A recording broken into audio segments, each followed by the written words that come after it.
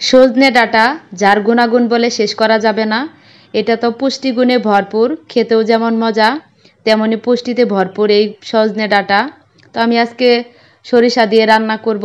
এই রেসিপিটা মূলত আমার শাশুড়ি থেকে শিখেছি, তো সেটাই আপনাদের সাথে আজকে শেয়ার করছি। তো প্রথমে সজনাগুলি সুন্দর করে কেটে নিয়েছি, তারপর সরিষাটা ধুয়ে তারপর ভালো করে পেস্ট করে নেব। তো এখন আমি একটি কড়াই বসিয়ে দিয়েছি, তারপর জিরা আর কালো জিরা ফোড়ন দিয়েছি, সাথে কাঁচামরিচ আর পেঁয়াজ কুচি দিয়েছি। এটা ভালো করে ভেজে নিচ্ছি। এটা যখন হালকা ভাজা হয়ে যাবে তখন আমি হলুদের গুঁড়ো দিয়ে দিচ্ছি। হলুদের গুঁড়ি যদি তেলের ভিতরে দেওয়া হয় কালারটা অনেক সুন্দর আসে। হলুদটা দিয়ে একটু ভেজে নিচ্ছি, তারপর হালকা একটু পানি দিয়ে নিয়েছি যাতে মশলাটা পুড়ে না যায়। তো তারপর এটা ভালো করে ভেজে নিয়ে এখন মরিচের গুঁড়ি দিয়ে দিব। সরিষাটা কিন্তু ঝাল থাকে, তাই আমি মরিচের গুঁড়িটা একটু কম দিয়েছি। তো মরিচের গুঁড়িটা আপনারা আপনাদের ঝাল অনুযায়ী দিয়ে নেবেন, তবে সজনে ডাঁটাতে ঝালটা একটু কম দিলেই বেশি ভালো হয় খেতে। তো তারপর আমি আদা রসুন বাটা সব কিছু দিয়ে ভালো করে কষিয়ে নিয়েছি। এখন আমি সজনাগুলো দিয়ে তারপর একটু ভালো করে মিশিয়ে নিচ্ছি। সজনে সিদ্ধ হতে কিন্তু বেশি সময় লাগে না। তো আমি এখন এটার সাথে ভালো করে ভেজে নিব, তারপর হালকা একটু ঢাকা দিয়ে দিব।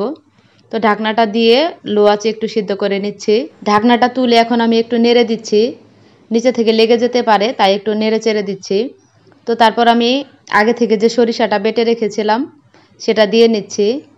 তো এখানে আমি একটু ব্লেন্ডারটা ধুয়ে তারপর পানিটা ব্যবহার করেছি, আলাদা আর কোনো পানি দিইনি। তো পেস্ট করতে যতটুকু পানি লেগেছিল আমি ততটুকুই পানি দিয়েছি, সামান্য একটু পানি দিয়ে তারপর ব্লেন্ড করে নিয়েছিলাম। সরিষাতে আবার বেশি পানি দিয়ে ব্লেন্ড করলে কিন্তু তিতা লাগে। তো তারপর আমি এটা দিয়ে ভালো করে নেড়ে চেড়ে নিচ্ছি। তো এখন আবার একটু ঢাকনা দিয়ে দিব, ঢাকনা দিয়ে তারপর লো আঁচে এটাকে সিদ্ধ করব।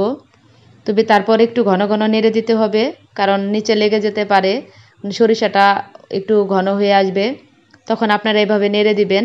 তো এই রেসিপিটা আমি আমার শাশুড়ি থেকে শিখেছিলাম, খেতে খুবই মজা হয়। আর এই সজনের গুণাগুণ কিন্তু অনেক, এই সজনে ডাঁটার গুণাগুণ কিন্তু বলে শেষ করা যাবে না। এতে কিন্তু প্রচুর পরিমাণে ভিটামিন রয়েছে, যেটা কিনা আমাদের শরীরের জন্য খুবই উপকারী। আর সরিষাও কিন্তু আমাদের শরীরের জন্য খুবই ভালো। ঠান্ডা জ্বরের ভিতরে এই খাবারটা যদি রান্না করে খেতে পারেন তাহলে এক নিমেষে ঠান্ডাটা ভালো হয়ে যাবে। সরিষা কিন্তু ঠান্ডার জন্য খুবই উপকারী, সেই সাথে সজনে ডাঁটাটাও। সজনে ডাঁটাতে কিন্তু প্রচুর পরিমাণে অ্যান্টিঅক্সিডেন্ট রয়েছে, যেটা কিনা শরীরের জন্য খুবই উপকারী। যাদের হলো হাড় জয়েন্টের ব্যথা আছে তারা এই খাবারটা খেতে পারেন। সজনে ডাঁটা কিন্তু হাড় জয়েন্টের ব্যথাদের জন্য খুবই উপকারী। আর যারা কোষ্ঠকাঠিন্যে ভুগেন তাদের জন্য সজনে ডাঁটা খুবই উপকারী। সজনে ডাঁটার কিন্তু প্রচুর গুণাগুণ রয়েছে, যেটা বলে শেষ করা যাবে না। তো এইভাবে একবার রান্না করে খেয়ে দেখবেন। সজনে ডাঁটা তো অনেকে ডালে খান, অনেকে মাছে ঝোল করে খান, একবার হলো এই রেসিপিটা ট্রাই করে দেখতে পারেন। যদি জ্বর হয় বা ঠান্ডা হয় তখন আপনারা এই খাবারটা রান্না করে খেলে নিমিষেই জ্বর ঠান্ডা ভালো হয়ে যাবে। আপনাদের কাছে আমার ভিডিওটা কেমন লাগলো সেটা কমেন্টে জানাবেন, সেই সাথে আমার রান্নাটা কেমন হলো সেটাও জানাবেন।